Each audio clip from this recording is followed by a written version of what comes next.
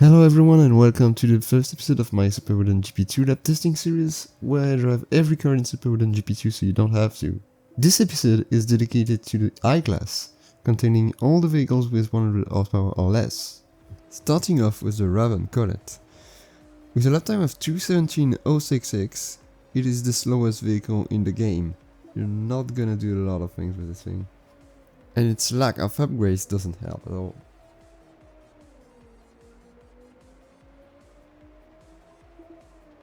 Then we have the Cinder D702, which has a 2:12.526, which is slightly better but still not great. It's the second slowest vehicle in the game. Don't expect to win any race with this. It has one more engine upgrade than the Colette, but it's not gonna do anything. After that, in 18th place we get the Cinder Margaret with a lap time of 2:01. It's the best one out of the vans, I would say, but it's still not fast enough to win any race, so yeah, don't use it unless you're just wanting to having fun. It's the one that has the most upgrades out of all the I-Class vans. But now, let's start with the cars. With the Milan Breo car, which is the first car on the list, the slowest car in the game, that is not a van, 1:42.208, it's pretty slow. You get that from Le Fantomas Dance, and yeah, it's even slower than the Fantomas. Don't use it. Up next, in 16th place, it's the Milan M51, which is one of the two cars that you can use for the small Vanorama event. It's the slowest one out of the two. It really lacks of grip and top speed compared to the other one, so I would recommend the other vehicle. The other vehicle being not this one, because in 15th place we have the Cinder Balvino, which is sneaking in between the M51 and the Forlas. The Balvino doesn't have a good top speed at all, which makes it really not worth using at all. So yeah, I don't recommend using it. Most of the cars that are only in this list are basically useless anyway. And now we get the Forlas, which got a 1:37.794, which is a whole 3 seconds faster than its opponent for the small Vanorama event. So yeah, it has much better grip and much better top speed than the M51, so I would definitely recommend this one over the M51. After that, in 13th place we get the Alialu, which get a 1:37.076, which is again not great, and this is not gonna be any useful in any race, but we're getting slowly faster and faster. Actually not that slowly, because the next car on the list got a 1:28.740, which is 8 seconds faster than the Alialu. The De Castro Polar starts a big gap between 12th place and 13th place, but it's still pretty slow, and you're not gonna win a lot of races with that.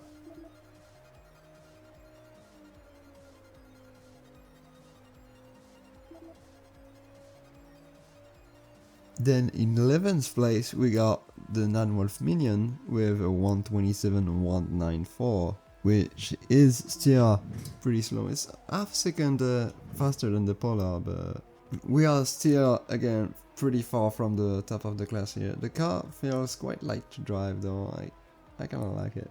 And right after that, barely sneaking into the top 10, the Milan Fantomas with a 1:27.189, 5 milliseconds faster than the Minion, gets the top 10 by such a small margin in this class. This is still a slow car, however it has a unique event that only this car can enter in, so of course it is a useful car despite being this slow. And actually this entire segment ends up pretty close, the entire segment of the class, because the De Castro 271 is actually only 0.3 of a second faster than the Fantomas. So yeah, 9th place for that one. In 8th place we got the Cinder Anelid, which is barely a 10th quicker than the 271, 1:26.728. It's a bit more grippy than the 271 overall, and that's basically the only difference.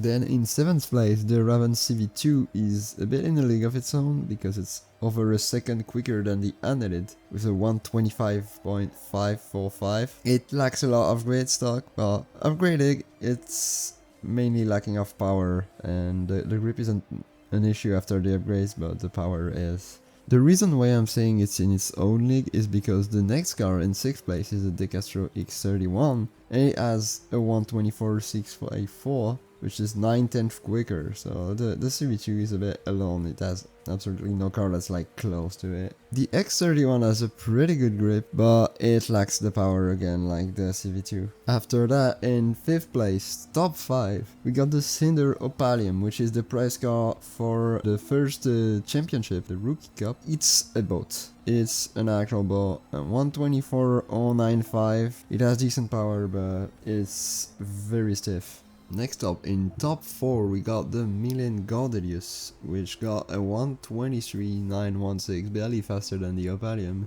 And now this one is also not great in terms of handling. The tires upgrade make it a little bit better, but it's still not a great pick. Despite being in 4th, it's still not great. Then into 3rd place, the Soup Party. Now this one is not upgraded because it's bone stock. It has a gearbox upgrade and a brakes upgrade, but those are pretty useless. It has a engine upgrade, but if I put it, it goes up to H class, so I kept the car stock. Unfortunately, the car doesn't have any handling upgrades because it would have benefited quite a lot, I think. Next, we're getting into the top 2. 122.463 is the time that the Alia Cardellino got. This car has some good upgrades. It just lacks some tires upgrade that could have been very useful for it. But overall, it's still a decent car if you buy all the engine upgrades. It's not too bad, I would say. But eventually, every car has absolutely no chance against the leader of this class, the Nanwolf Rafton, which is the absolute goal in this class. 120.175. This car has every upgrade imaginable. It's just way too good. So much grip, so much top speed, and everything is great about this car. It's the prize car of the Bravery Showdown, so you get it from that race. You can't buy this car if you haven't unlocked it before. And that's about it for this video. The usefulness of it can be debated because it's still the I class, so that's probably the least used class of cars, I'd say. Kinda everyone who plays the game quite a lot knows that the Rafton is on top, but I kinda wanted to make all the cars, to make videos about all the cars, just to have it like properly made. The next videos are gonna be more useful, I imagine. The cars that we're gonna see in other videos are cars that will be more commonly used and will have more different potential uses in the game, so I'm pretty sure the next videos are gonna be more useful than that. But this kind of shows you like the format that I'm going for here, in some sort of intro, second intro, you could say. But yeah, all the info will be put into a spreadsheet, all the useful infos about the cars, the prices, the amount of upgrades that they have, everything will be put into a spreadsheet as the videos are uploaded. So yeah, that's it for this first episode.